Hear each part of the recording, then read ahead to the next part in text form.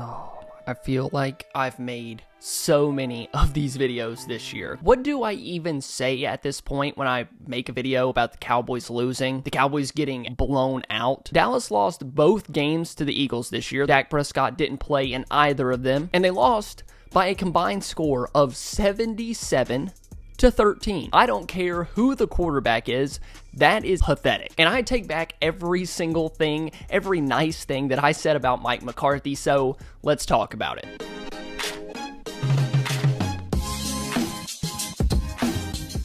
Before we get into talking about Mike McCarthy and what this means for his future, if anything, let's talk about the game real quick. Kenny Pickett was 10 of 15 for 143 yards. He had one touchdown. That was to Devontae Smith after he hosted Andrew Booth for like the second or third time in that game and did it like another 2 or 3 times after that.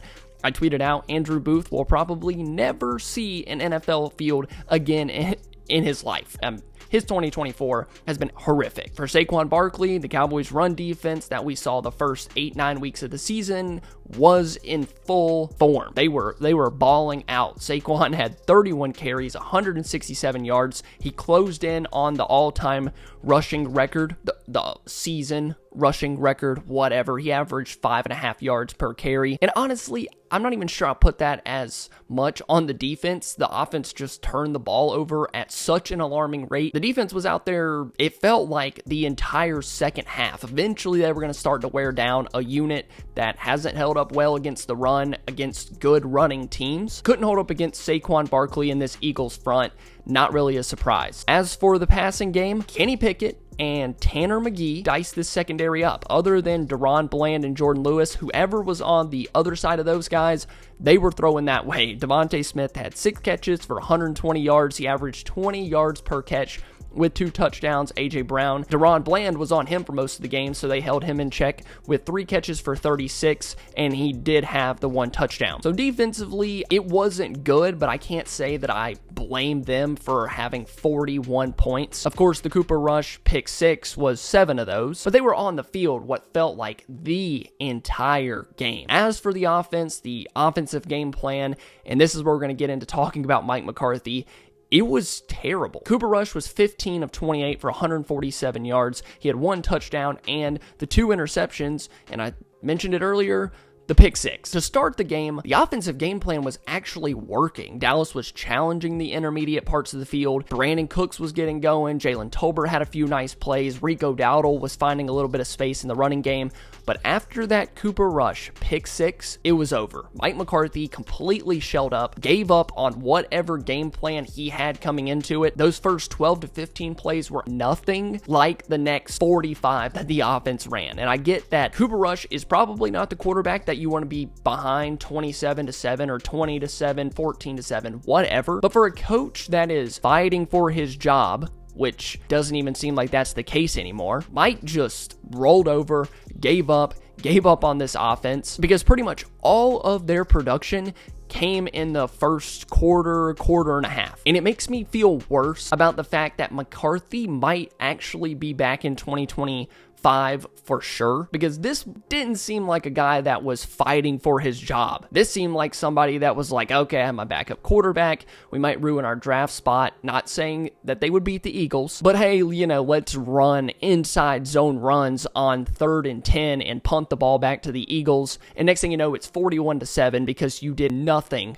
offensively. And me personally, I'm ready to leave Cooper Rush. I'm ready to leave play caller Mike McCarthy in 2024. Can we just move on? I know I had a few nice things to say about McCarthy after last week's performance, and it was good against the Bucs. The team played well, but was that more of guys wanting to play well, wanting contracts elsewhere, or was that Mike McCarthy and everybody loving Mike and he's such a good coach? I don't know. I really don't know. If you're like me and you've been down and out on the Cowboys season, I have the perfect way to elevate your game day experience, and that is with BetUS, the ultimate destination for all of your sports betting needs. Whether you're betting on the next few Cowboys games, the playoffs, or NFL futures, BetUS has you covered with the best odds, fast payouts, and an easy-to-use website that features a host of other things, one of my favorites being the props builder. With so much to offer, you just have to check it out. Are you done with the NFL season? That's fine. BetUS has baseball, basketball, hockey, golf, tennis, and one of my personal favorites, martial arts. So don't wait any longer to sign up. When you do sign up and create your BetUS account, you'll get a 150% bonus on your first deposit, and then a 125% bonus on your next two. That's money that BetUS is giving you so that you can start making your picks today. Make your next game day even more exciting. So I'm back to not bringing Mike McCarthy back in 2025. You guys let me know what you think down below, and it just feels super repetitive at this point. It's the same conversation after every single loss. I know Dallas had a pretty good stretch there where they were beating bad teams. Like, those feel like Mickey Mouse wins. I know that they showed a little bit of life, obviously against the Tampa Bay Buccaneers, a playoff team, all of that. But really, this game just reminded me of how bad this season has really been, with the injuries, with the coaching, the play calling, the defense at certain times. Really just brought all the emotions back of this team and the pain that they have caused all of us all season long. I didn't just make this video to complain about the game. Obviously, this is a little post-game recap, but I did want to tell you guys that I am working on the draft guide with Foots. We're getting that put together. Also, I've been coming out with draft videos on certain prospects that I think fit the Cowboys extremely well for next year. So there are things to look forward to. We don't have to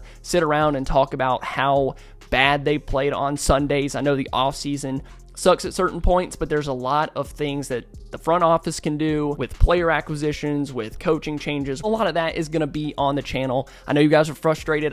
Trust me, I am just as frustrated as all of you, because I like making videos. I like when Dallas wins. It's a lot more fun to get on here and talk about certain guys playing well. But I promise you, this offseason, tons of content is on deck. So please stick around. Please still, keep clicking on the videos. A lot of fun, interesting content to come, and I appreciate you guys for sticking around. So that's all I got for today. Thank you so much for watching. If you enjoyed, please be sure to leave a like and subscribe to the channel. I love you all, and I'll see you next time.